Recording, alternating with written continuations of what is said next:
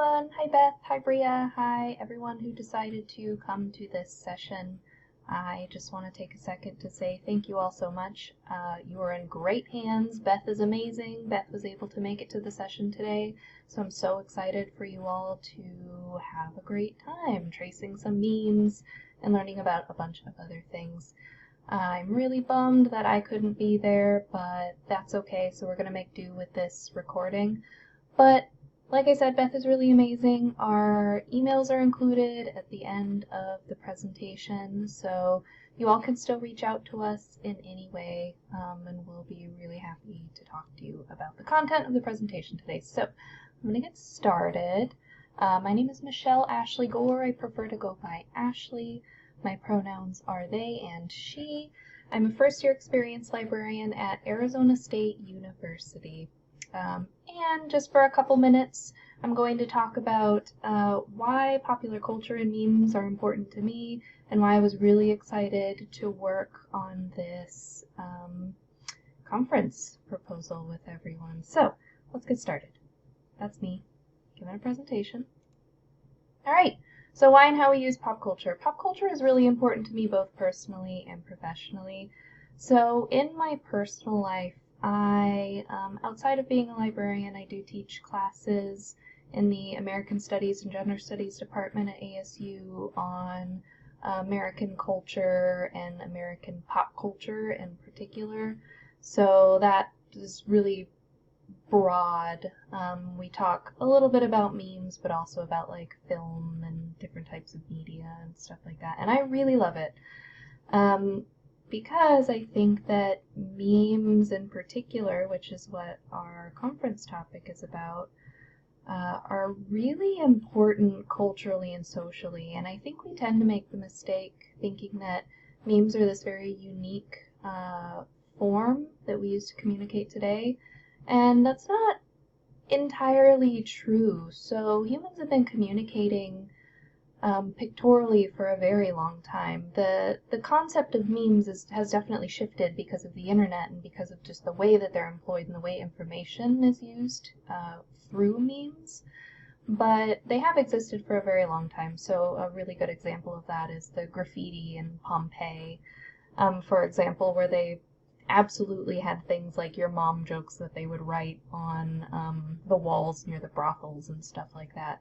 And I think that's really fantastic, this idea that people have been communicating in these really deep and meaningful ways for so long, as kind of like a subtext to some of that like high culture. So this is very much in the realm of what one might consider, if you're a cultural studies person, like low culture or something like that. So in my personal life, the reason why I really love memes and pop culture is because it's a medium of communication that offers a really, really complex and nuanced understanding of not just an idea, but sometimes an event or the context around that or the feelings and thoughts and ideas that go into it. Memes are so deep and so meaningful, and we can use them to communicate in ways that just one style of communication can't, that just simply looking at a picture or using our words, like those singularly don't communicate as much as a meme. So that's why I love them and that's why I study them. And also, I love memes because I think they're deeply anti-capitalist and they fit really well in like DIY culture, and they really emphasize creativity and transformation of ideas and this like really liberating type of like sharing of information. I think it's really neat, and a lot can be done with it, and it can be very liberatory, but in that it can also be extremely destructive, which is not what we're going to talk about today, but just that dichotomy I think is really fantastic.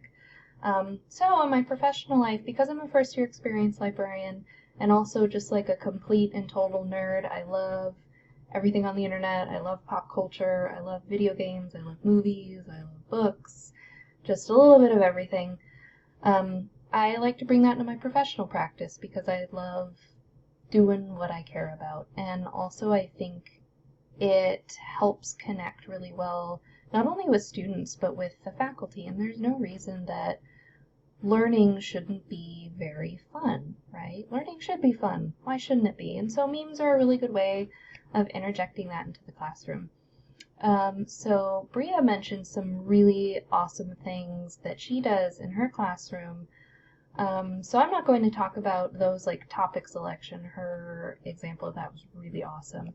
One thing, or a couple things that I do, and I'll show examples of it in a minute, in information literacy sessions are helping students work through the concept of jargon and how jargon plays a role in brainstorming keywords. So having to switch from the mode of Googling, which they're very good at, to doing academic research, which is more difficult because it employs a lot of jargon and very specific controlled language in databases. And so instead of trying to use the traditional way of teaching that, which are just like database demonstrations and other things like that, they're a little dry, they're a little bit dry, kind of boring.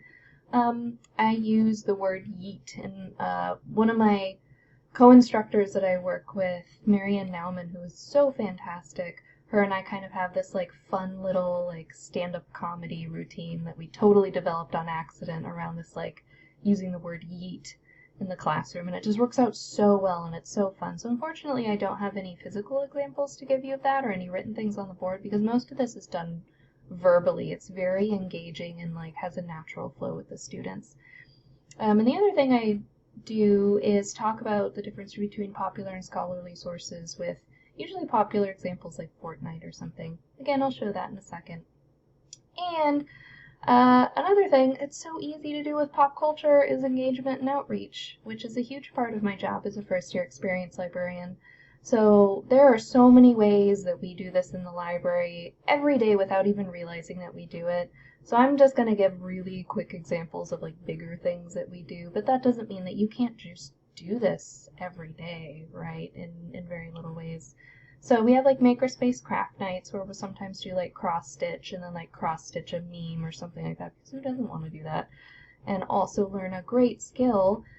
And then our library participates in our local Comic-Con. It used to be Phoenix Comic-Con, it's now Phoenix Fan Fusion. There's usually like a couple thousand people. That's really underestimating it. It's like tens of thousands of people that go to this comic convention. It is such a good way to engage with the community and learn about what they care about, but also meet them in a space where their barriers are down, and then we can teach them and learn with them and engage with these topics that are absolutely scholarly and worthy of investigation, but outside of the library in a space that might be a little more safer and familiar for them.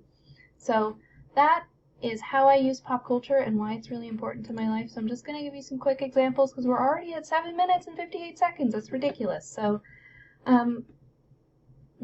here's the example of me using popular culture and information literacy. So oftentimes when faculty bring their students into the classroom, we talk a lot about jargon. And sometimes I'll use examples like self-driving cars, for example, which the controlled vocabulary is oftentimes autonomous automobiles or something they wouldn't think of. But I find it a lot easier to use the word yeet because they're very familiar with that. So sometimes we'll play with the professors a little bit, depending on who the professor is, whether they're a grad student or whether they've been a professor for a while.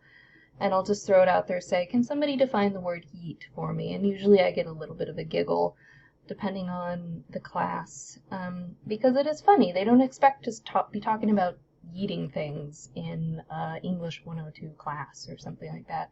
And so I'll ask the professor to define yeet.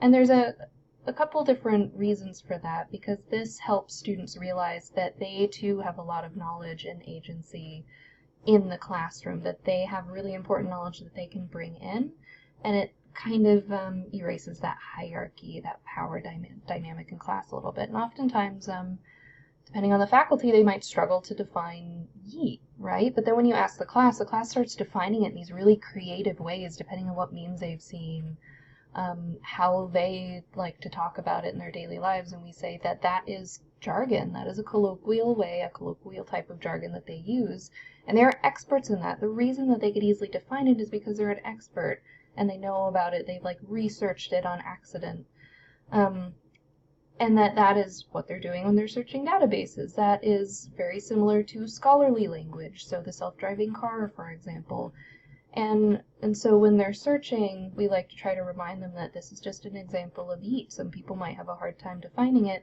but that doesn't mean you can't learn, right? What are you going to do? You can Google it, you can look through the databases, you can use a lot of tools and look at the subject lines and everything like that. So we use yeet kind of verbally to help them define and understand jargon. And then another thing we do to try to mix things up a little bit is talk about popular and scholarly sources. So here I have an example of Fortnite. Everyone is familiar with Fortnite, even if they haven't played it. It's ubiquitous, it's everywhere. So at least most students in class, because it's a lot of pop culture icons. It has broad appeal. So I took 2 screenshots. One is just from like Google News or something like that. You see we have a CNET and a Forbes article here on Fortnite as popular sources. But then they're often really surprised when you just bring up Fortnite. And they, again, giggle a little bit, and then you type it into one of the databases, and databases are usually sanitized looking, right? They're used to doing really serious research in there and often don't feel like their topics are even worthy of exploration. So if you do a search for Fortnite and you say, no, you can actually study whatever you want to. Everything is worthy of academic study. You have a lot of really important knowledge, and you can use that in the databases. And then we get this like really awesome article here. I think my little like video might be in the way, but it's capitalizing on the craze of Fortnite toward a conceptual framework of understanding how gamers construct communities of practice. That is super scholarly, right? And so they think that's awesome. Even though it's academic research, like it is still something that they care about on a topic they care about. And then we go into brainstorming ideas and working on that topic selection, really similar to what Bria did with the mind mapping and everything like that. So there are so many ways that you can integrate pop culture and memes into the classroom. Just so many ways. And the kind of exercise or game you all are doing today is another absolutely stupendous way of doing that. That gets at so many parts of the ACRL framework, talking about like authority is constructed and contextual, and yeah, so many things that Beth is going to talk with you all about. So I'm excited for you to do that. But this video is so long, so last part. You can also use it in engagement and outreach. Really easy to do. One really big thing that we do at ASU Library is, again, go to our local comic convention. And here's a couple pictures of that. We have a banner. This was our booth last year in the exhibitor hall of our convention center. It is a very large hall, so we get thousands and thousands of people coming through. Sometimes we see students we've worked with. Sometimes we see high school students who are so excited and didn't know the library did such cool things, and then they come to ASU. Sometimes we see alumni. Sometimes we see faculty. It is such a great place for outreach. And again, we're meeting them in a place where their barriers are low. They're already enjoying themselves, and when they see us, they are going to enjoy us, and we love interacting with them. And as you can see on this right-hand side, we encourage every single staff, librarian, like literally everyone in the library, student workers, all come and volunteer at the booth. We all work in our makerspace to create costumes months beforehand. We sometimes match. Everything in our booth is either from our collection or created in our makerspace, and we have like workshops leading up to that. And then we work with the faculty on campus to hold panels. So panels that are tangentially educational but also very fun. Panels on horror, panels on singing some of our like special collections. We have a really great Star Wars and Star Trek collection at ASU Library with like a whole bunch of signed things. It's really neat. So we engage with the community with that. We go outside of the library. So I'm already at 15 minutes, which is ridiculous. You probably won't even have time to watch this whole video because I got really excited and went way over time. I just love talking. But anyway, I hope you all have a really great conference. I hope you have really safe trips home. And I'm so happy that you all decided to come here. You were in great hands. Beth, you're amazing. Bria, you're amazing. I'll see you all later. Good luck using memes in your classrooms. I'm excited. Bye. Nice to meet you.